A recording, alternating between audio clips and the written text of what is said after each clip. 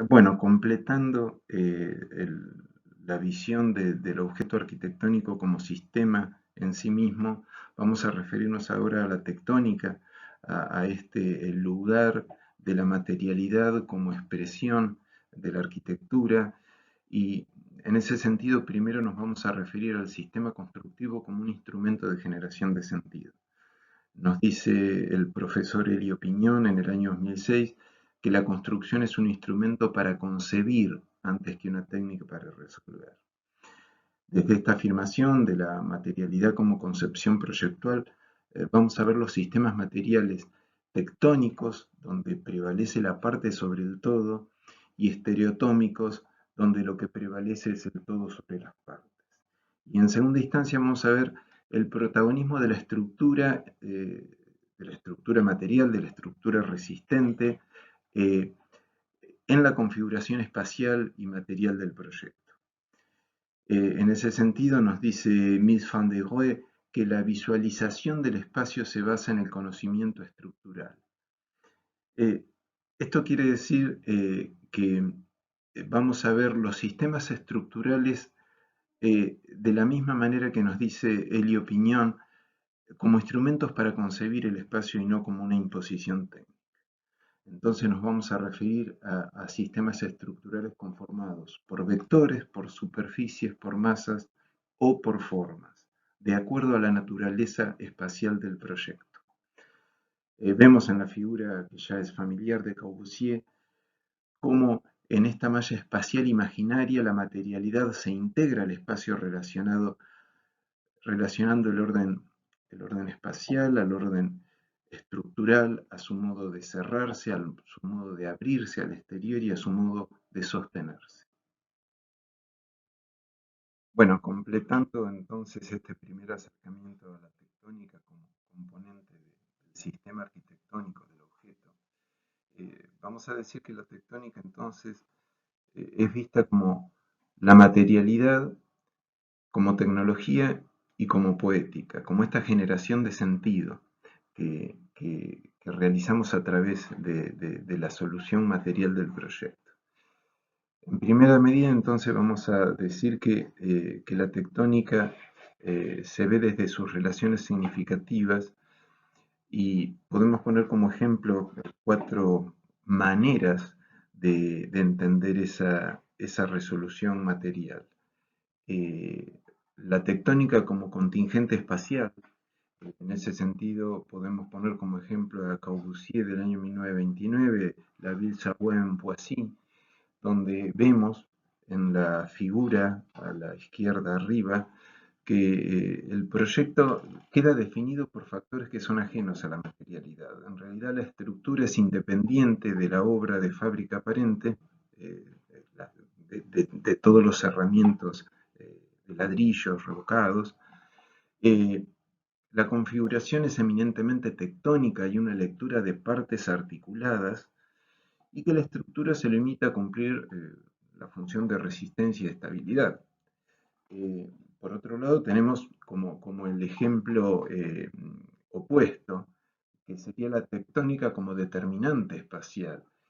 Tenemos el ejemplo del edificio de Mies van der Rohe de 1952, que es el Crow Hall del IIT de Chicago, donde los requisitos estructurales determinan el proyecto. Es el determinante. La estructura contiene a la obra, la configuración es eminentemente estereotómica, hay una lectura del todo, es un podio al cual se accede desde unas escaleras a ese plano dominante y el cual está conformado por esas enormes vigas metálicas que son percibidas tanto desde el exterior como desde el interior. En ese sentido, la materialidad acá cumple una función significativa del proyecto. Es decir, el proyecto es cómo está construido. En tercer lugar, podemos ver una tectónica como manipulación visual de Rem Koolhaas, el CCTV Tower en Beijing del año 2012. Acá el efecto es más escénico.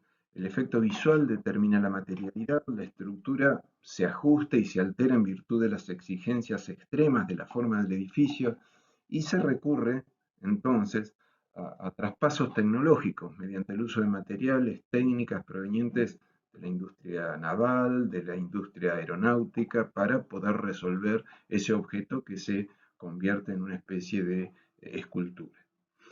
Por último, tenemos a la tectónica como un convergente espacial. Acá tenemos como ejemplo un edificio de Hermann Elswege de 1972, que es la Centralweger en Apeldoorn, en Inglaterra, donde la tectónica adopta un papel relevante en la configuración espacial del proyecto. Acá el proyecto se define mediante la convergencia de lo arquitectónico y lo estructural, y la estructura se articula con la obra de fábrica. También en una configuración eminentemente tectónica, vemos en la foto a la derecha cómo se puede observar fácilmente la relación entre estructura espacial, estructura resistente y se completa la obra con las carpinterías, la obra de fábrica, etc. Aquí la materialidad cumple su función de resistencia y estabilidad y la lleva a un plano significativo en lo espacial. En segunda instancia vamos a ver la tectónica desde sus relaciones instrumentales. También, observando el ejemplo del Centralweger, podemos ver que el orden espacial y el esquema estructural asumen el uso de módulos y proporciones. Vemos abajo la figura de esas grillas espaciales que convergen en la lógica de la estructura material. Y vamos a ver, como habíamos visto en la diapositiva anterior, los sistemas estructurales. Entonces, vamos a empezar a ver el sistema estructural no desde el cálculo o el precálculo de sus dimensiones, sino desde su característica sistemática y cómo puede jugar en el proyecto. En ese sentido, vamos a dividir la naturaleza de las estructuras en las de vector activo, que son las cerchas, esas cabriadas que uno puede ver en cualquier estructura metálica en una cancha de básquet cubierto, digamos. La cercha resiste, es una serie de tubos o de alambres que resisten compresión y tracción. Las superficies activas, que son las placas o plegados, donde se resiste compresión, tracción y algo de corte, de cizallamiento. Las estructuras de masa activa, que son las estructuras de hormigón armado que comúnmente uno ve en una obra de vivienda en altura, que son eminentemente aporticadas, empotradas, resisten todos los esfuerzos, flexotracción, flexocompresión, torsión. Y por último, las estructuras constituidas por la forma activa, que son los cables y los arcos. Estas estructuras solo resisten tracción o solo resisten compresión. Ahí, con esto que estamos diciendo, completamos la visión primera de una posible tectónica que luego iremos completando a lo largo del año.